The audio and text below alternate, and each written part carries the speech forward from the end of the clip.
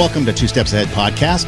Two Steps Ahead Podcast, highlighting the stuff we've stepped in so you don't have to. I'm Son Edom, alongside somebody who has been celebrating her quarantined birthday for the past week. Now, I've often said she's a diva. Yes. So how has your week been? Has it been diva-esque? Well, I'm wearing my fur today, yeah, so I'm a little extra today because I'm still celebrating my diva quarantine birthday. So how is it having a quarantined birthday versus a non-quarantined birthday? It's actually quite nice. Is it? Well, because there's no expectations. Like, we can't really do anything. True. Right? And so we're here with the family, cooking dinner. Like, what's better than that? But isn't that how it should be? Non-expectations. Now, have we actually hit now true reality of what it should be versus what we want it to be with the big pomp and circumstance? There's always that part where people are saying, oh, I don't know the right gift. Is she going to like it? Are they going to like it? There's always a little bit of tension around making sure, that the person is given a good birthday and they're taken care of and the right, gifts and the right presents. I'm not fussy. I'm not really a diva. Like, I'm not really that fussy. I'm pretty easy to please. But, there is that. So now it's just like, okay, there's no gifts because there's no stores open. And if you order anything online, it's like, it'll be here in July. You actually went to order something for you, and I said it'll be here in August. See, there you go. So I don't want you to think that I didn't get you something. Right. But it's coming. It's on back order. It's on back order until August. See, so there's no expectation. It's easier, I think. Which is funny because when I would be at a place, work, and we would draw names or something like that, I would always get lottery tickets as the gift because you can't go wrong with lottery tickets because if they win, and I think one time a guy actually won not like millions or anything like that, but probably a significant amount of money because I would always ask them, hey, so you win anything? And I always get no. And so the one year I said, hey, you win anything? And he just kind of brushed me off, thinking that maybe I won some, piece part of of it. yeah. But no. So I think he won something, but he didn't tell me what. But so yeah, so yeah, you don't want to share. Selfish. So so that's what I would do is that in those type of situations because they're fun, and whatever happens. But yeah, so anyway, so that's good. You're still celebrating the realistic version of a birthday. I am. Good. I am. I've got lots of birthday wishes. Thank you for all the lovely wishes on my Instagram and Facebook. Keep them coming. Makes her feel good. When she feels good, easy to work with. At Tara Hoke Shiro, keep them coming. Makes my job a lot easier. Yes, it does. Hey, so last week on the show, we were talking about not Lion King, although I recommend Lion King over Tiger King. And it led to a conversation about people. And the conversation, in fact, is probably easier if you just go back and listen to the last episode. But we talked about these people on the zoo farm or whatever it is. On Tiger King. On Tiger King, when they live there on the grounds, because I guess they lived there for a while. And for example, the campaign manager, if you know what we're talking about, the campaign manager for Joe Exotic, who ran for governor or president, whatever he ran for. Governor. He was there for a year and a half, and he just thought it was crazy, but he never left. So he was a guy that could actually leave, but he never left. And so it got me thinking and brought up the conversation about people and, why can't they just leave? Why can't they better themselves? Why can't they do something because you only have one life to live and we should live it to the best that we can. And as ourselves, like for me, I see a hurdle, I see an obstacle, I'm going to go around it, over it, through it, whatever I have to. And for you, it was just the opposite. It was, I guess shame was the word that was kind of brought up with you, which leads me to a question that I will ask you in a minute. But first, I just wanted to give you an opportunity to kind of, as we jump off of last week into this week, because we kind of ran out of time, to kind of get us back into that conversation of what we were doing, because you were kind of wrapping up the conversation as we were ending the episode, so you can kind of continue on for us to get the conversation started. That's right. So I was mentioning that, we were coming from two different places. Like, I don't understand that you can just say, not get a contract renewal for your job and you're like, okay, next. You just have this way of just constantly moving forward. I, on the other hand, have this way of stopping. So I'll start to be, start a project or start to be, move towards a successful something. And then I will inevitably kind of sabotage that because my shame has been so deep. Now, it's not on the line of continuum. It's not nearly as bad as it used to be, but there was a time in my life when it was really bad. So, and I would not move forward in the way of not, finish a project or not go after a job or not do something because I just felt like, I was just not, good enough or couldn't keep up or wasn't as smart as my peers. I hadn't accomplished as much. And so I would kind of pull back, and not move forward. So that belief system would stop me in my tracks. Now, you said the definition of guilt versus the definition of shame. Hit us with that again. Mm-hmm. So guilt is something that I've done wrong and I feel bad about it. Shame is a feeling that I am something wrong, like I'm defective. So you mentioned that you had shame. So you're defective. Something's wrong with you. It's not something you did. It's something you feel that you're wrong. Okay. Right. So you've got this feeling of shame. So you're defective. You're the problem. But yet you were still able to publish a couple books. You were able to get through school. You're able to accomplish some things. So how does that work? If you have shame where you're defective, you're the problem, it's not something you did, an action like guilt, but you are the problem. How were you able to accomplish those things, having that shame and having that low self-esteem maybe? I don't know. It was a battle. It was a complete battle. So I got my degree, actually my bachelor degree in my 30s, I believe, in my late 30s.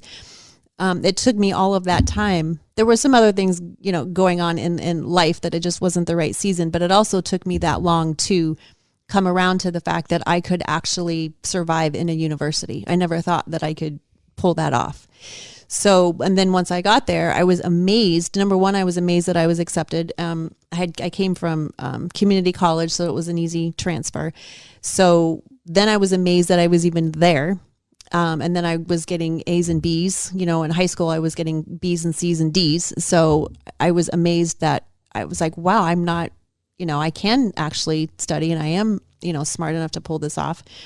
So then later, when I wrote the 2 books, particularly No Arms, No Legs, No Problem, it took 7 years. Part of that was that Bob and I live in 2 different states. And so he's in Alabama, I'm in California.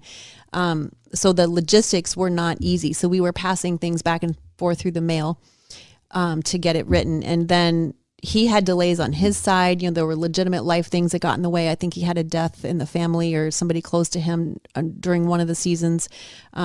He also was playing rugby actively. He plays quad rugby. He was in the Paralympics. And so there were seasons when he just wasn't available, because he was all up in the sports. And there were seasons that I wasn't available. There were things going on here with my family that, but all of that aside, all of our schedules and locations aside, it still came down to the fact that I had to believe in myself that I could pull this off. And in a lot of ways, I didn't. I would sit down at my desk. I'm like, what am I doing? I mean, this is kind of a normal thing that writers go through. If you read, biographies or whatever, they'll all say like, okay, this was a brilliant idea. And then I started doing it. And I'm like, okay, what am I thinking? Right. But at some point we have to get over that. And it took me 7 years to get over that hump and actually publish it and get it, for sale. And so there were times when I would sit down at my computer and literally my body would just be in pain. And I would have to put like a sign up in front of me, like, I don't remember, something like you can do this, or, it would have like some sort of a goal. And I would just keep saying over and over to myself, I can do this, I can do this, I can do this, not really believing it, but just like, and my body would just be in pain, like moving that forward. So it's kind of, it's a challenge to put yourself out there. Is a challenge too, because you feel naked. Like this book's going to be sitting on someone's coffee table that I don't even know. People are going to be reading it and this is going to be out there. It feels very vulnerable. And so I was taking it a little more personal than maybe what I should have, because I know instinctively as a writer, your story has to stand up on its own legs. It's got to go out there and be, do its own thing. But I was like, oh my gosh, it's got to, people are, it's not going to be good. People are going to make fun of it. And so I was so I had to talk myself daily towards the end. I'm like, but because there's also a fighter in me too. I'm also very competitive. I'm also a fighter in other areas. So it was a struggle. It was a struggle. See, I think the fighter in you, from what you're talking about, is what probably drove you, whereas others that are in a similar situation where they're dealing with the shame, where they're the defective ones, so to speak, not that you are, that's just the definition I'm using, they probably don't have a fight in them maybe, and maybe that's why they get complacent into their environment. I remember one time you mentioned something to the effect that you had the bookstore and something about you wanted or hoped one day that your book would be on the shelf at Barnes & Noble. First off, did it ever make it? So I self-published through that particular book. I self-published through Amazon. I did have a couple of book signings at Barnes & Noble. It was on the shelf for a time at the local Barnes & Noble, and I cried. I was in tears. Yeah, I'm like, oh my gosh, my book is, sitting on the shelf, and somehow that made me feel worthier or accepted, as a writer. The book is good. Bob has a phenomenal story, but I'm very proud of that work, the way that because I fought for it. But talking about shame, like Brene Brown has tons of stuff. If you've never read anything or listened to Brene Brown on YouTube or podcast, highly recommend it, because she talks about, that's her whole study. I mean, that's all she does is study shame. But the fighter in me, we can fight it, but we have to not give up. We have to fight and fight and fight until we, kind of cross over, to the other side. And so I think that, there's that cliche, our life doesn't change until the pain of where we are is greater than the pain of changing.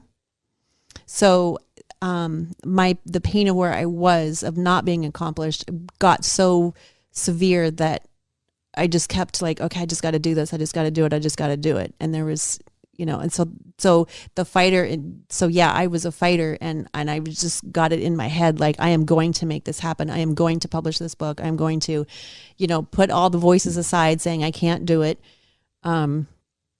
And I'm just going to make this happen. And so there are certain parts of my life like that one. There's other parts of my life where I'm just a fighter and I'm not going to give up. And then there's other, we had talked about last week on the podcast, somebody said something to me last night, and I'm right back to square one. I'm cannot believe they said that to me. And it hurt. It really hurt. So I don't know. I mean, we play this, back and forth game a lot. If it's my skill sets, I'm stronger. If it's me, my personality, my identity, then I'm okay, now you've cut me deeper, and it's harder for me to overcome that, because I have to answer, am I or am I not good enough? What is the truth? See, I look at it this way. Even if the book sucked, and I know some people that have self-published books, and I'm not going to mention them, but the book's not very good. But you wrote a book and you published a book, and that's something I haven't done. So that's kudos to you, because you created something that I won't do. The other thing, too, my mentality would be instead of I hope my book's on the shelf, my mentality is always my book will be on that shelf. Well, it did shift to that later. Okay, that's kind of what got me over. It's oh, I really want to be in here. And then I'm no, gosh darn it, it is going to be in here. And that's kind of at the very end, that's what, but I had to fight. I had to wrestle with that question. Am I not good enough to do this? I had to decide which way I was going to go. And once I decided, you know what, I'm just going to do this, that's what got me through. So if I would have chosen the other one, that I'm not capable of writing a book, publishers don't want it, whatever, I could have chosen that path and it never would have been published. Or at the very end, I'm gosh darn it, this is crazy. I'm going to make this happen. Come hell or high water, it's going to be published. And I self-published it and I made it happen. Bob is still doing book signings. He's still ordering books. It's still out there. It's still on Amazon. See, I find that interesting because, one, my book may never get to the shelf, but that's still my mentality is going to get to that shelf. And I've done that with radio. I'm going to do X, Y, Z. Now I may not get there because of whatever reason, but I don't doubt myself that I'm not good enough to be there because I do think I am. But here's the other thing too. There was I don't remember where I heard the expression or saw it or whatever, but it has to do with people that are bilingual. So I know a gal who is Spanish, Mexican, and Spanish is her first language. And so when I first met her, her English wasn't as fluent as perhaps others, but I was still able to understand her as fine. Now, she was aware of the fact that her English wasn't as smooth and fluent. And there'd be a time or two where I might have to be like, what? But it was okay. Now I can completely understand because I'm used to it. But here's the thing. So someone might look at that as, hey, the English isn't very good. That's a bad thing. I look at it as, I'm not bilingual. So you got 2 languages on me. And even though one of them might not be the best, it's your second language. If I spoke another language, I'm sure my pronunciation and stuff like that would be horrible. And so that's just to be expected, But you've got 2 languages. And in fact, now I think she's working on a third. I think she's trying to learn German. Wow. So, so there's someone that even though. Very smart. So there's someone that has accomplished something. And so instead of it being a negative, okay, English might not be the best thing or it might be the most fluent. It's still a second language and even a third language coming. And so that's something that's achieved that I haven't even been able to do. Right. And if I was able to, let's say, speak Spanish, because, I've had some students in the past where I've tried to do a little bit of Spanish and they always mock me and laugh at me because my accent and my stuff isn't very good. But that's to be expected. So again, you wrote a book, and whether or not it got to Barnes and Nobles or not, the fact that you wrote a book, or anybody that wrote a book, students in the past that I've had where they come to the radio program and they'd be like, I want to do this, but I don't know if I can. And I always tell them, let's not worry about where you are now. Let's worry about where you are in the future. And so they take a couple classes, they do a couple things, and they start to click and they start to get more comfortable and confident. And now they're doing something. And now they're doing something that they never thought they could do. Right. Take people that do podcasts. Okay. There's a lot of people that like to do podcasts, and some of them aren't very good. Maybe we're not good. I don't know, but we're going to continue to do it because I just enjoy doing it. So you have to deal with us. But the point is that, okay, you're doing something that someone else isn't doing. It's always interesting to hear these critics, film critics, clothes critics. All they're doing is criticizing something that they can't do. They're criticizing even sports broadcasters that are analysts that may have never played the sport. It's easy to criticize, but have you ever done it? Have you ever tried to learn another language? Have you ever tried to write a book? Have you ever tried to design clothes? Have you ever tried to do a podcast?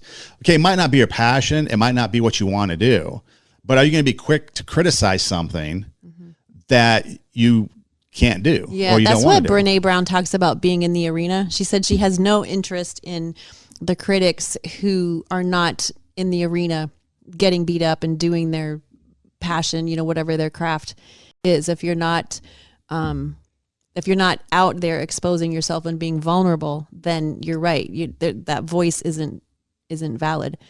So there's a lot of, but we take that, right? And so when people say things to us, it's like, oh my gosh, that really hurts. But then, are they putting themselves out there like that? No. Because it is painful, because when you create something, and that's why the dance, I think that I go back and forth with the shame thing, because, so like there's another side of me that is very competitive. And so when I was, working on my bachelor degree in English at CSUN, I was in creative writing, and we had this workshop class. And the assignment was to write a short story. And then every week we would workshop or roundtable someone's, short story. So I would write the story. I would make 20 copies, bring it to class, hand it out to the 20 students in the class. We would all go home. The next week we would come back, and they would bring the story back of whoever's, had that, bring back the story. Then they would critique it out loud. And so the writer had to sit in the circle and be completely silent. They're not allowed to defend it like, oh, I wrote this character because of this, or the reason why I did it that way. Couldn't defend yourself at all. So I would sit and listen to the 20 people critique my story out loud. And then at the end of class, they would hand me their 20 edits or their 20 critiques, and I would take them home, and then I would go through and read them. And so if there was a comment about like the character wasn't consistent, or the narrative voice wasn't flowing, or there was a tangential plot line, or there was the timing and the pacing was off, or whatever it was, I would take different colored highlighters and highlight, pink for character, blue for scene taste, pacing and timing and all that. And then I would take those 20 stories and literally lay them on the floor in front of me, and then stand above them, to like at the macro view. And then I would look, and so if there was 10 yellows, or 20 blues, then I would say, okay, that needs to be fixed in the story. That's a problem. If there was one pink, okay, well, that person just didn't get it. And so I would kind of objectively, and then I would I would edit the story based on those objective, observations of the story. I didn't take that personal. For some reason, that thrilled me beyond belief. I loved that class. I loved the competition of like putting out a story and seeing how it was going to be received. For some reason, that just thrilled me to no end. There was one guy, I remember when it was his turn, he would come to class in a hoodie, and he would bring the hoodie when it was time to talk about his story. He would bring it down and tie the string so you could barely see his eyes and his mouth. He would put on a coat and a scarf and like he would completely cover up and then like curl down and just sit there like in a fetal position, sitting up until we were done talking about his story. Like he hated it. So, and I thought that was fascinating to watch. And then at the end he would like unzip and come back out and go take a smoke or whatever. So in that respect, I was able to handle. It was like a thrill, like a challenge, right? But then when I published the book, it's like my heart and soul is in that book, and it's going to go out there without me, and I don't know what people are going to think. For some reason, I took that more personal. See, I would think you would be the one with the Unabomber look in the right? classroom. As you're telling the story, I'm thinking how you're shrinking. You're like, no, give it to me. Yeah. Which I find kind of fascinating. It's weird. Yeah, I don't get it. So I bounce back and forth. I do have one question, though. Yeah. What color was tangenial? What color was tangenial? I Only have no a creative idea. writer, creative writing major would use tangenial. Tangenial plot lines. Tangenial. Word of the day is tangenial. No, but that's interesting because, again, you're the problem. When we talk about shame, we're talking about shame. And the definition of shame versus guilt is? Guilt is I did something wrong. Shame is I am something wrong. So we're talking about shame. So I am the problem. I'm the defective one. I'm the wrong. So for you having shame problems or an issue, not a problem, but issues that you're trying to overcome, it's interesting that you're able to kind of separate the fact that, when you say... Shrink me. Yes. When you say that it's okay for people to criticize you in the classroom... Yeah. Where you can see them, they can see you, and you thrive on that. And so you get your tangential colors and you put them all together, and then you micro or macro view them. And then you say, okay, this is a problem, I'll fix this. No, I don't need to.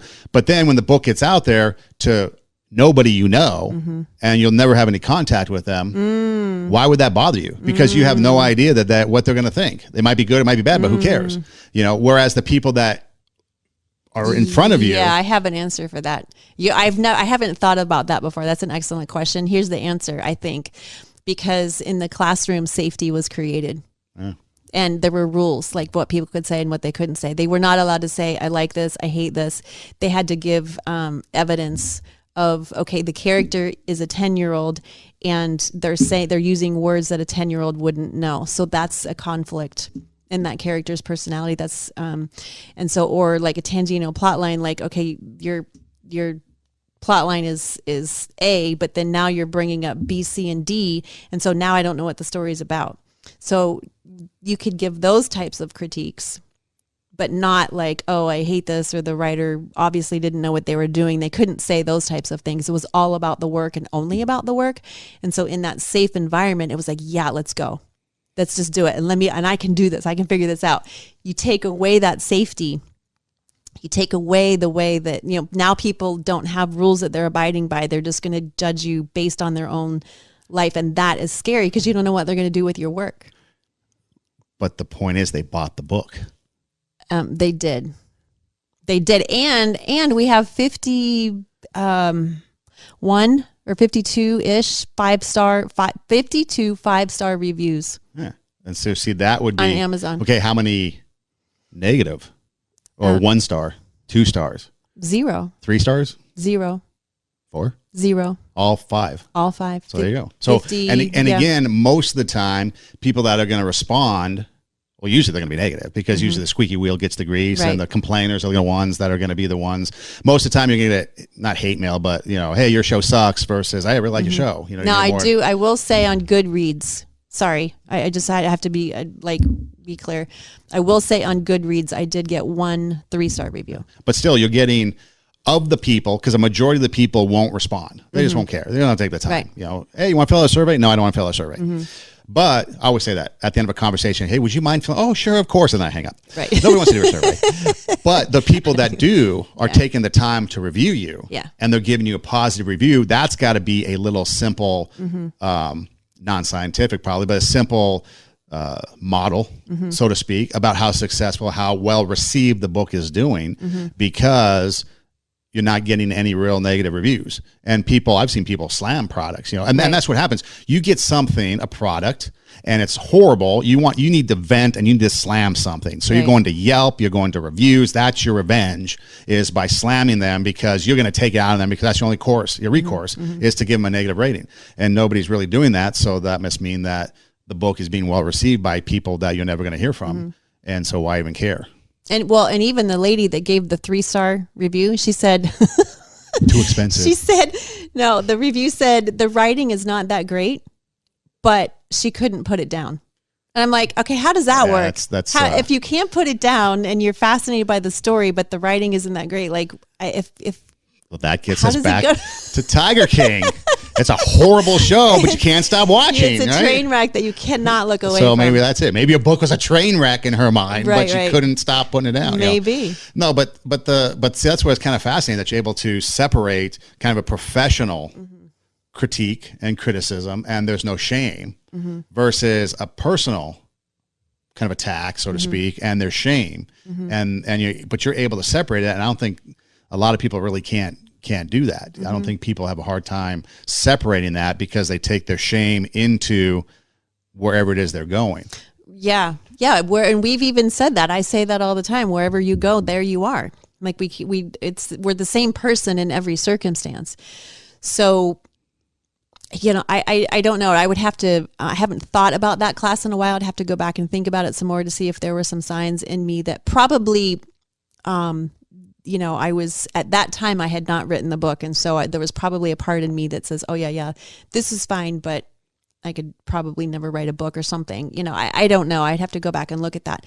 But I think I do, you know, compartmentalize. There are certain things where I'm just, you know, on fire and I am not backing down. And then there are other things that I'm like, oh my gosh, this is terrifying. So like when I first started blogging, I haven't blogged in a while, but I do have 2 blogs that I was writing on. The first time that I made a blog post and I was ready to hit the submit button, I was terrified. And as soon as I did, I was like, I just felt so naked. I'm like, oh my gosh. Like, it's out there. Like, what are people going to think? It was awful. Now I can sit here in front of a microphone and a camera and talk, and we published it and I don't bat an eye. So it's taken me a long time on that journey to get to this point, but that's what holds a lot of people back, is like, oh, I could never, people say that to me all the time. I could never be a writer because I just have to perfect it and it's just never right. And I'm just never comfortable with it. And I said, well, neither am I. But that's just part of the deal. You have to get comfortable being uncomfortable. You have to get comfortable being vulnerable, transparent. Like, there's just no other way around it. The anecdote, Brene Brown will say all the time, the antidote to shame is vulnerability and being real. That's how you, and a lot of it, that transition is so painful sometimes. So I think a lot of people live in fear, and not necessarily fear of the boogeyman or the Baba Yaga or the monster under the bed or whatever, right? I'm trying to use some... is that a real thing, the Baba Yaga? Yeah, it's Russian for boogeyman. Oh. I'm trying to use some tangential good plot lines here to make it relevant. No, but people are afraid, okay? They live in fear. And again, not afraid of the boogeyman or the monster under the bed, stuff like that, but they're afraid of failure. For example, hey, you want to do karaoke? Not karaoke. Karaoke. No, why? I'm not very good. They're afraid to get up there and be bad at singing. Yes. But that's the whole point of it. Right. The whole point is to do something fun. You're not supposed to be, nobody wants to hear a good singer. Because first of all, everybody's probably drinking, so you probably sound better than you are anyways. But that's the whole point, just getting up there and having fun. Or fear of the microphone. You know, people will get up and talk, and they could be talkers, but you stick a microphone in front of them, and they clam up because they're afraid that their mistake is going to be amplified. Okay? And so that's the thing that people don't understand, is that you can't live in that fear of failure, because what happens is you will fail. You know, it's kind of like the athlete's perspective of, do you want the ball at the buzzer? Okay, you can shoot, you can either make it or you cannot make it. You can be the hero or the GOAT. Right. Well, champions want to be that GOAT. I'm not talking about the greatest of all time. I'm talking about the scapegoat. You missed the shot, therefore you're the reason why we lost. Right. They want that because they know, first off, they have the confidence that they're going to put the ball in or they're going to make the big hit or make the big play. And so they have the confidence, knowing that they're probably going to fail too. There's a good chance of failure. Because in baseball, you know, if you fail 7 out of 10 times batting, you're probably an all-star, if not a Hall of Famer. Right. You know, Barry Bonds, who has the most home runs ever, has many more strikeouts, which is the ultimate failure when you bat, you know, than he does home runs. Well, we were talking about resilience the other day, right? Yeah, a couple weeks ago. And part of resilience is being able to integrate failure and normalize failure and look at opportunity as a challenge. And that's exactly what you're saying, is like, if you're having that many strikeouts, but you have to go through those strikeouts in order to get the home runs. Yeah, I think you learn more from failure than you do success. Absolutely. Because if you're just succeeding, then you become complacent, you become whatever. And if you're failing, you're always looking to improve. Okay, what did I do wrong? How am I going to get better? So, okay, karaoke, use that stupid analogy. If I'm going to get up and sing, I'm going to pick a song that I think is that I can do. I can't sing, so I know it's going to suck. And it's going to be horrible. It's going to be the worst thing ever for your ears. But I'm going to pick a song that maybe the audience can sing along with or incorporate something. Or I'm going to pick a song that I really know so well that maybe then I can change the lyrics on as I sing, you know, throw in my own lyrics, because we all make up our own lyrics anyways to songs that we don't know what the lyrics are. You know, something creative and fun. And then if it was a good reception to it, I'd be like, okay, maybe I do it again in another place another time, or maybe I'll do another song and try something else out. If you're doing, I mean, radio is the biggest place where you try and fail things. You know, you try to do things and they fail or they're successful. But without failure, you can't learn to appreciate success. And that's why I don't understand why people would be afraid to try something. And because that brings us right back. I was just going to interrupt you because it brings us right back to shame. Because if we don't have, if we think that our failure is us, right? So I carried shame for many years, and in the height of it, it's that my story isn't failing or my karaoke isn't failing. I'm failing, right? If I don't make this product good enough to sell, then it's not about the product. That's what shame tells you. It lies to you. It tricks you. So a lot of people thinking like, oh my gosh, I could never speak in public. I could never do a podcast or be on, you know, whatever. It's because they're in their mind, if they fail, that means they are a failure. And so we have to get to the point in our psyche that we're normalizing our behavior, as that failure is normal. And we have to be able to integrate that. Just like, okay, well, I'm not, there's nothing wrong with me. I just have to practice and get it right. And so that's the mindset, the shift that has to take place if we're going to get out of that shame cycle. And a lot of people just can't get out. They don't have a success, or they don't have someone investing in them, or someone seeing them, or someone, you know, or listening to I get a lot of my inspiration from books or from, you know, sermons or from speakers or whatever. And I take that in. I'm like, yeah, okay, I believe that I can do it. Some other person, I've been with people and they don't get that sense at all. They're like, oh yeah, good for them, but I could never do that. They don't, because again, it's shame. It's like they don't believe that they can, that the message is for them. I get my inspiration from music. Life's a journey, not a destination. So enjoy the ride. Take your passion, make it happen. Only the bravest try, where eagles and angels dare to fly. You know, things like that motivate me. But see, that's well, I guess it's just, I just don't have the chemistry or the makeup to understand that, because it's not you failing. Sure, it's technically you failing, but it's that thing that failed. So then try something different, try something new. You know, I think if there's, I think it's just those seeds that are given to us when we're young, and it's put in there. So when did shame begin for you? I don't know if we can talk about that, because I know there's all kinds of things that go into it. So I don't know if it can fit into the time constraints of what we have and stuff. But like, so when, because there could be incidences that make us shameful. Okay, we did something and therefore I'm ashamed of what I did. Maybe that's guilt. You know, but when did shame start for you? Was it like a lifelong thing? Yeah, at a very, like, I would say probably 1, 2, 3, 4 years old. Wow. Yeah, this is and the reason why I know that, and I could go back and pinpoint several things in my timeline that contributed to that. So the reason why I know that is because when I was getting my master's degree in organizational leadership, I got it from the Townsend Institute through Concordia University. And John Townsend, Henry Cloud, they wrote the books Boundaries. And so John Townsend developed this organizational leadership program. He also has a counseling program, but his whole premise of those programs was to build your character, because if you can't be led, you can't lead. And if you don't have a strong character, then you can't lead a team and develop their character and bring them along. So they were huge, really big about, it was kind of therapy. It was, but it was really about building your character and making you strong, you know, emotionally, mentally, spiritually, right? And so we had to do this exercise. And one of the exercises was that we had to go back. It wasn't exactly go back and pinpoint your shame points, but it was something along those lines.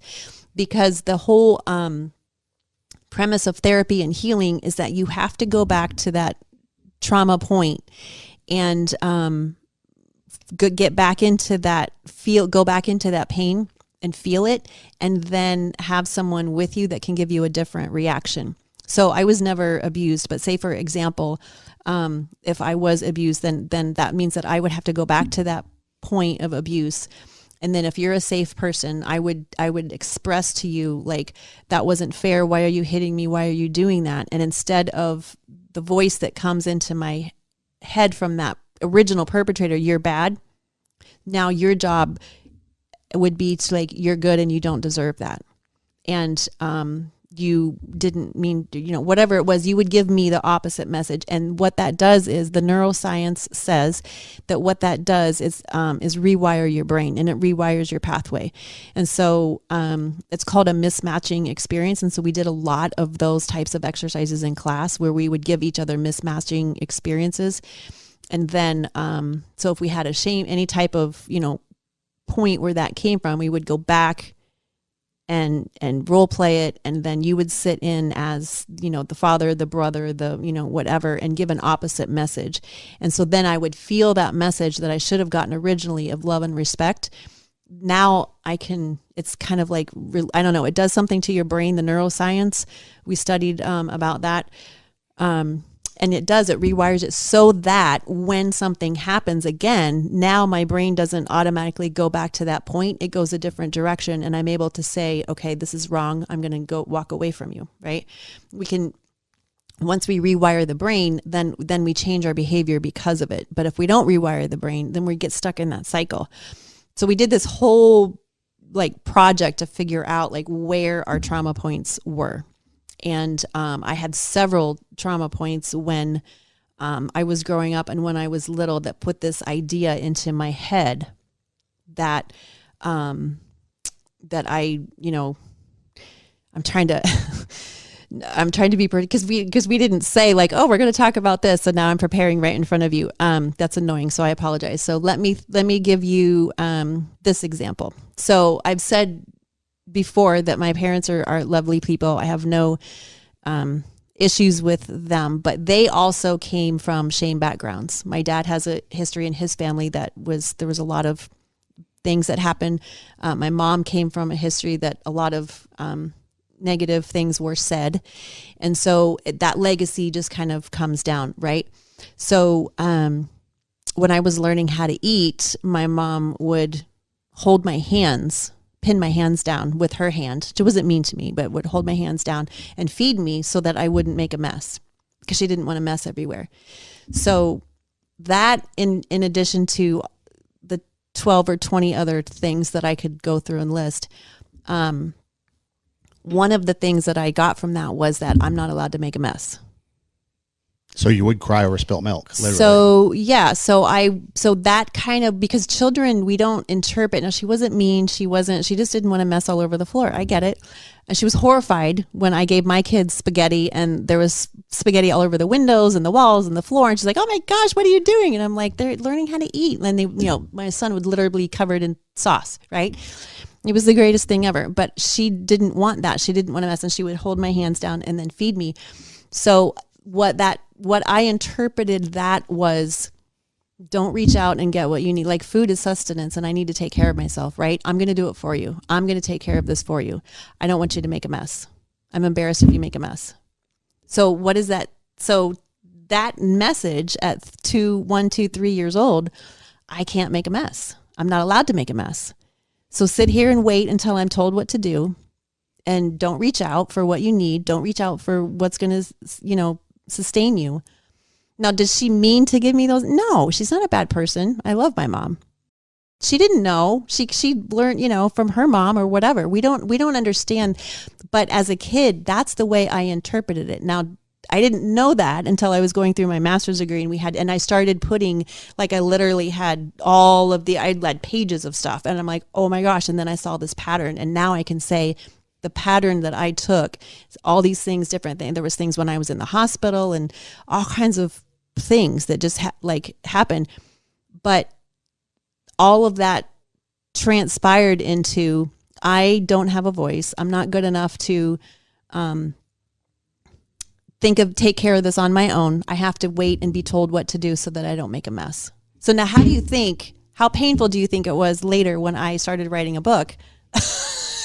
And I've got this message in my head, don't try out, you're not going to make it. Don't, all these different messages that were given to me, not because I was a bad person or couldn't. It was the shame cycle that had been given down from generation. It wasn't her fault, but she had been told those things. She didn't believe in herself. And so that transpired onto me. I'm sure her mom didn't believe in herself. It got passed down to her. It's like this legacy of messages. And now we get to an adult and I'm like, I didn't know how to say no. I didn't know how to stand up for myself. I didn't have a voice.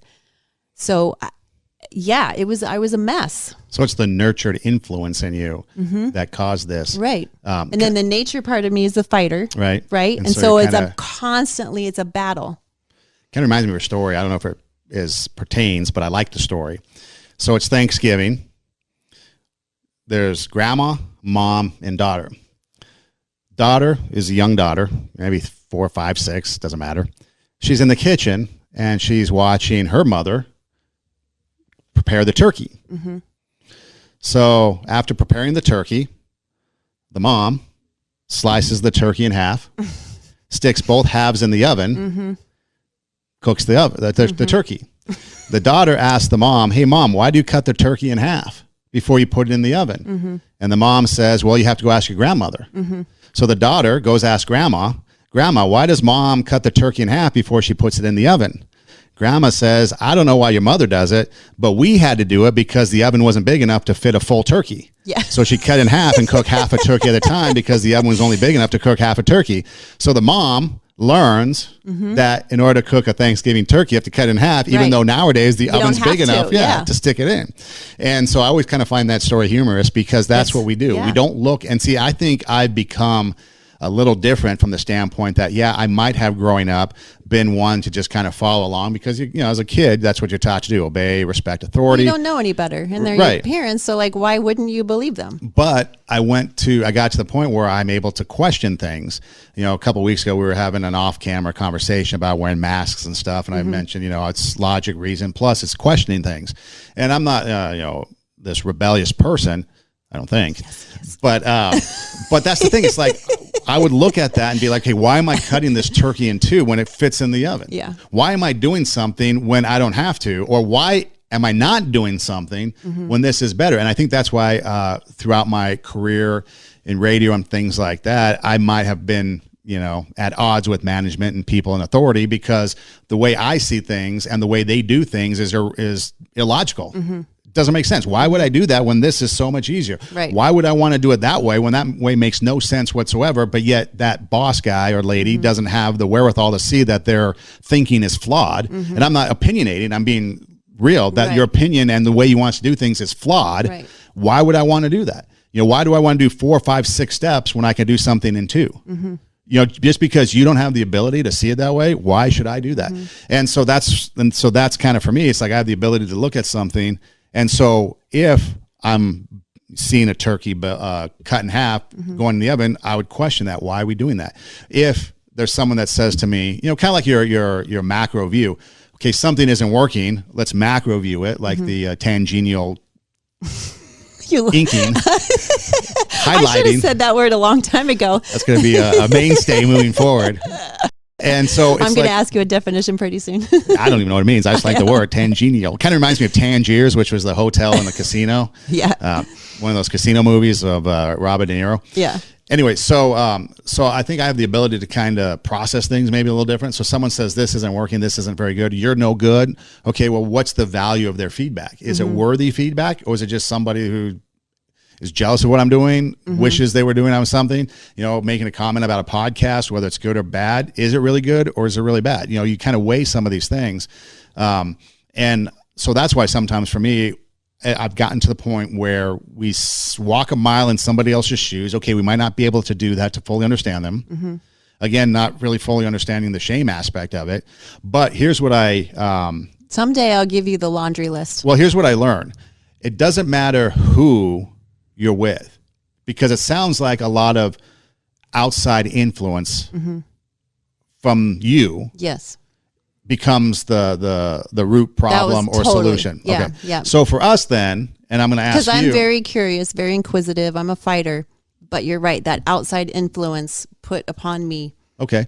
So for us then, the takeaway for me from this is that, which I try to do anyways, is that it doesn't matter if we understand or don't understand, because I still don't kind of understand that. It's not in my chemistry. But what I can understand is that I need to be a positive influence, like a real one, not this phony, like, oh, everything you do is great, everybody wins a trophy. Right. Okay, you went I hate that. you went 0-10, you don't get a trophy. I'm sorry. Your team sucked. But what did you do? We did these individual successes. You had a couple hits, you never played before, and you had fun. And, okay, we're taking the successes Right. and we're creating a positive experience and a positive influence in realistic expectations. But that's the thing. It's like, can you write a book? Well, I don't know. Can you? Let's see what you got.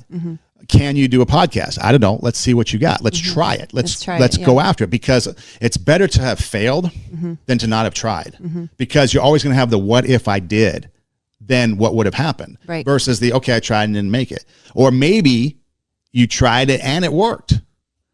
You don't know. It's always like it's kind of like I don't want the girl to know I like her, because, well, how is she going to know if he likes you back if she doesn't know you like her? Right. And if she does like you back, then well, it's bonus. And if she doesn't, then oh well. Yeah. But we don't want to put that out there because we're afraid of rejection. Yep. But yet we don't know. Yep. We don't know if it's going to happen. And that's where we have to normalize and integrate failure and challenge and discomfort. And maybe the fact that you liked her, but she didn't like you back, but now this other girl likes you and you discover that. Yeah. It's like, okay, that failure led to this. And now you've got, utopia. Exactly. And so, you just never know. Failure is going to lead to something if we don't wallow in the mire of failure and be like, oh, I failed, woe is me, woe is me. Well, if we keep the failure on the table and not personal. Yes.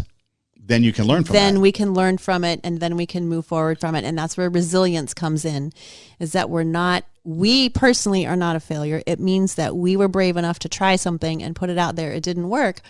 So then let's tweak it and let's try it again. See, we all need to be like Wile E. Coyote.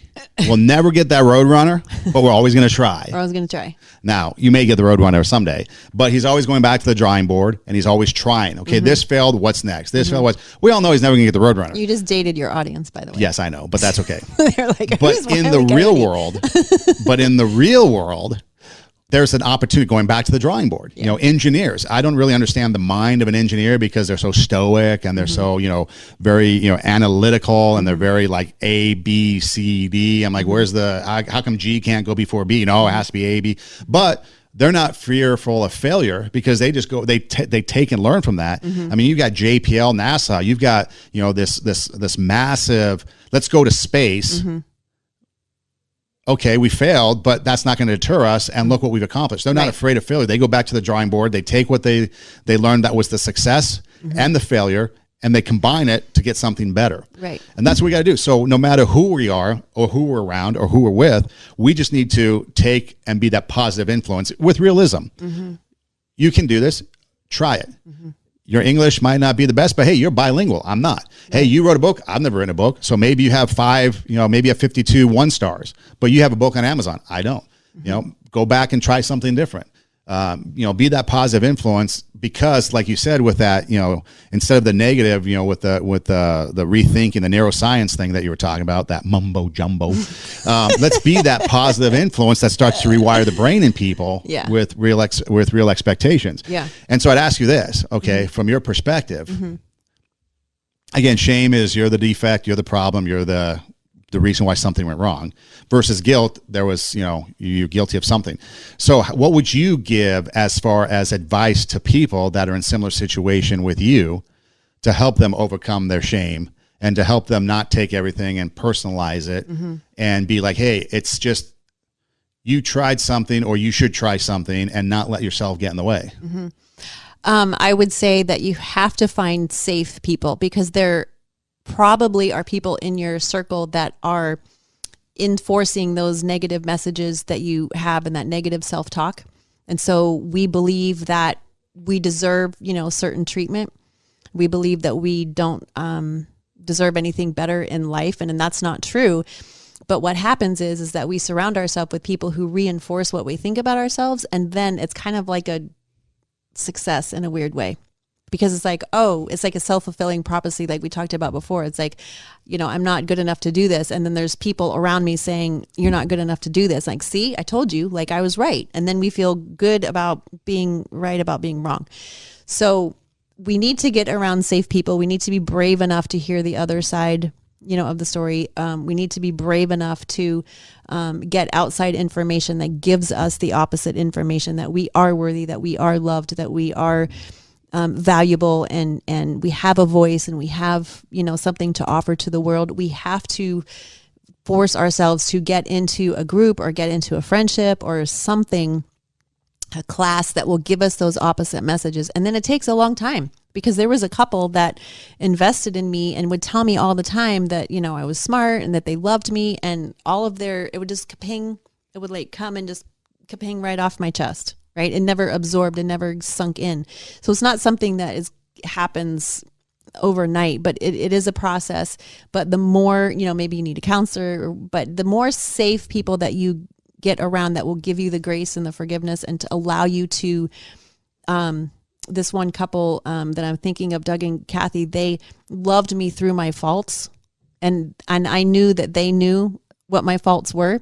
And we all laughed about them, and they didn't judge me. They didn't condemn me. They didn't use it against me. Like, they just loved me anyway. And that kind of softened my soul and kind of let me start this kind of journey. And then I started seeking slowly, better information and better truths and safer friends. And then it just creates a momentum, and then you just keep going. But that's probably the first key, is that you have to surround yourself, find a safe person. If you don't have any in your community, you could reach out to us. You could, you need a safe person that will give you that opposite message, love you just the way that you are, and help you, get over that cycle. And Brene Brown, honestly, she's got a ton of really great stuff to watch, on YouTube. You can check her stuff out. See, Billy Joel, just the way you are. That's right. Hey, I just want you to know that you are worthy to ride my coattails of the great Son Edom to the top. Just so you know that. You are worthy of riding my coattails. I'm worthy of being here. Yes. I'm worthy of being your co-host. Thank you. So for people that might be interested in Brene Brown, how do you spell that? Brene, Brene. Okay, so there. Brown. So if people want to. Brown. So she's all over YouTube. She just started a podcast, which is now she's past even Joe. Yeah. She passed Joe Rogan. So she's like the number. She's in the top 3, and she just started it. Top 3. Us, her, and Joe Rogan. And Joe Rogan, right? Top 3. I love Joe Rogan. Listen to her podcast, and she's got several books I've read. They're phenomenal. It explains shame, what it is, how it manifests, what it looks like, how we fight it, I think and we all have it, by the way. It's just on a different on the line of continuum. Some of us are further ahead than others, but we all. I think, I can't remember, was the last podcast or earlier this one where you said it took you up until, because you just recently celebrated your birthday, we won't say the age, but it took you up until just now, so to speak, to kind of deal with the shame. So are you over it?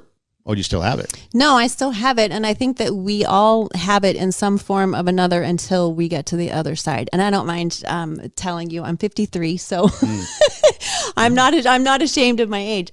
So it took me clear up until, 53 to be comfortable. Not just on, my birthday, but this has been a process in the last year or two, where I have finally felt comfortable in my skin, finally felt like I have something to contribute, to society. I'm thinking about a third book eventually. Ooh, and so I don't know. I don't know, but I do want to write another book. So some of my posts on social media are geared towards subject matter that might be in a book, as on Instagram, but it's a long process, but I will never be over it, I don't think, until, obviously, because I told you about that comment that person made to me, and it just took me right back. And I'm like, okay, I have more work to do. And you kind of had to talk me off the cliff. So I think it'll always be there. It's getting better. I am way, way further ahead than what I was before. I just think we need to stop as we wrap up here, because I know we're running out of time, but I just think we need to stop and realize, we talked about this probably in the first episode, the little successes, the little successes that we get. We're going through this lockdown, but what are the little successes that we can achieve from this? Maybe we're reconnecting with people that, family members. Maybe, you did a podcast and maybe that helps reconnect with people. Maybe you're writing a book, so that helps somebody else. Or maybe you just were able to get up out of bed this morning and fix breakfast. Or maybe you were able to just do whatever the little successes are that help us to build upon the bigger successes, because that's what it's going to take. The little successes, like the pyramid, equal the big successes. And if you're more sports minded, one of the things that you could probably look at is John Wooden's Pyramid of Success. That could be something that might be beneficial, and the books that he's written. So there's people out there that can do that, but it all stems from the fact that we have to make sure that we're a positive influence, realistically, a positive influence, because sometimes we don't deserve a trophy and we need to be told that, but we can still be done in a way that's not going to trigger shame. 2, we need to make sure that, we're not too hard on ourselves. And 3, find the little successes and things that we can build upon. Okay. Ultimately, what I did failed. Maybe singing karaoke, I was really bad, but what was good about it? Well, okay. I got the courage to go up there. I got the courage to do something I probably never would have done before. So find your little successes and build on it, and then surround yourself with people that are going to be real and be true and be supportive. Surround yourself with a cast of people that you can really rely on, and hope for the best. Throw up a Hail Mary. No. One of these days, I'm going to be brave enough to do Tuesday karaoke. Yes, you should. On my your Instagram story, on my Instagram story. I'm going to be one of these days. Speaking of Instagram, at 2 Steps Ahead Podcast, you can find us there at Edem Rocks, EIDEM ROCKS. And I am Tara Hoke Shiro, TaraHokeschiro. We're on all the major platforms. SoundCloud, we're linked in my bio and at 2 Steps Ahead Podcast Instagram bio. You can listen there. Spotify, Pandora. You can Google us. Just type in TWO, 2 Steps Ahead Podcast on Google, and we pop up. Hey Siri, hey Google, hey Alexa, we're there also. TWO, 2 Steps Ahead Podcast. And then on IGTV and YouTube, you can search us there. 2 Steps Ahead Podcast, highlighting the stuff we've stepped in so you don't have to. Let yourself be great. Take your passion. Make it happen. Be tangenial. No, don't be tangenial. Don't be tangenial. Not good. Thanks for listening, and do tell a friend, and we'll see you next time. Thanks, guys.